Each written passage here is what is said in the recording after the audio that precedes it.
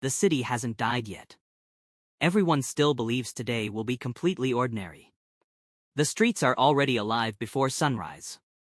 Shopkeepers unlock their doors while merchants prepare for another profitable morning. Fresh loaves come out of the ovens exactly as they have every morning. Nobody knows some of these breads will remain untouched for nearly 2,000 years. Children chase each other through narrow streets.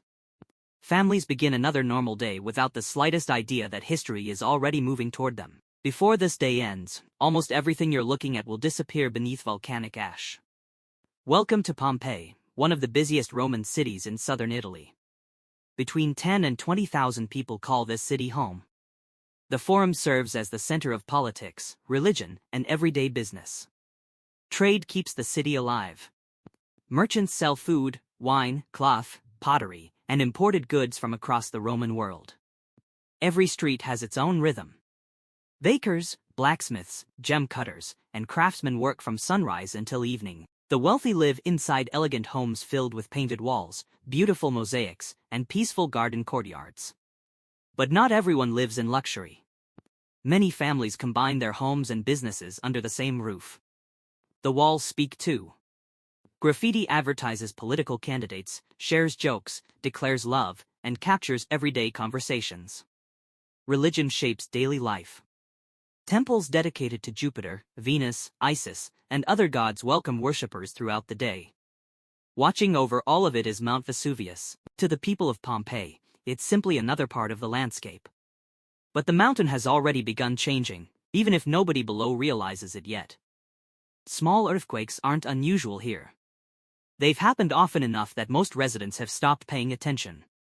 17 years earlier, a powerful earthquake had damaged much of Pompeii. Repairs are still underway across the city. For many people, rebuilding has become part of daily life.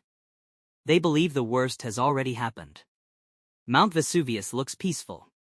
Birds still cross its skies, and farmers continue working beneath its slopes. No one realizes they're living beside one of the most dangerous volcanoes in Europe. Inside the temples, prayers continue as usual. Nothing suggests that the city only has hours left. The markets remain crowded. Conversations continue. Business goes on exactly as it did yesterday. And that's what makes the next moment so terrifying. Around midday, the mountain erupts with unimaginable force. A towering column of ash, rock, and volcanic gas shoots high into the sky before spreading outward. Moments later, pumice begins falling onto the city. At first it's only scattered stones. But the rain never stops. Every minute the streets become harder to see. Families grab valuables, food, and children. Some rush toward the city gates while others search desperately for loved ones. Many decide to stay indoors, believing thick walls will protect them from whatever is happening outside. They don't know the eruption has only just begun, and the hardest decisions are still ahead. Hours pass, but the ash never lets up. Every step becomes harder as the streets slowly disappear beneath volcanic debris. Doorways begin to jam shut. Families desperately shovel ash away, hoping to keep an escape route open. Roofs were never designed to carry this much weight. Across the city, buildings begin to groan. Without warning, entire roofs collapse. Some people are trapped before they even have a chance to leave. Breathing becomes difficult. Every breath carries fine volcanic ash deep into the lungs. Every decision feels impossible. Stay inside and risk the roof, or run outside beneath falling stone. Many who try to flee discover the roads are no longer usable.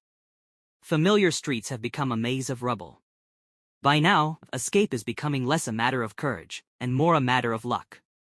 Then comes the most dangerous stage of the eruption. Superheated clouds of ash, gas, and volcanic rock race downhill at incredible speed. There is almost no time to react. Anyone still in its path has little chance of escaping. Within moments, the city disappears beneath darkness, ash, and unbearable heat. Pompeii doesn't slowly fade from history. It simply stops. Thousands of lives, countless stories, and an entire Roman city are sealed beneath layers of volcanic ash. But nearly 17 centuries later, the buried city would speak again. For centuries, Pompeii remained hidden. The city slowly disappeared from memory as new generations settled nearby. Then, during the 18th century, systematic excavations began revealing something extraordinary. Street after street emerged almost exactly where the people of Pompeii had left them. The paintings still decorated the walls. Beautiful mosaics still covered the floors after nearly 1700 years. Inside one bakery, loaves of bread were still sitting in the oven, waiting for customers who would never arrive. Ordinary objects survived as well: tools, furniture, pottery, and household items that revealed how Romans actually lived. But one discovery would become the symbol of Pompeii itself. When bodies decomposed beneath the ash, they left empty cavities behind. Archaeologists filled those spaces with plaster, preserving the victims' final positions. Suddenly, history wasn't just written in books. It could be walked through, building by building, street by street. Pompeii became one of the greatest archaeological discoveries ever made, changing how historians understand everyday Roman life. It revealed how people worked, traded, worshipped, governed, and lived, not through stories, but through the city they left behind. Most ancient cities survive only in fragments. Pompeii survived as a moment.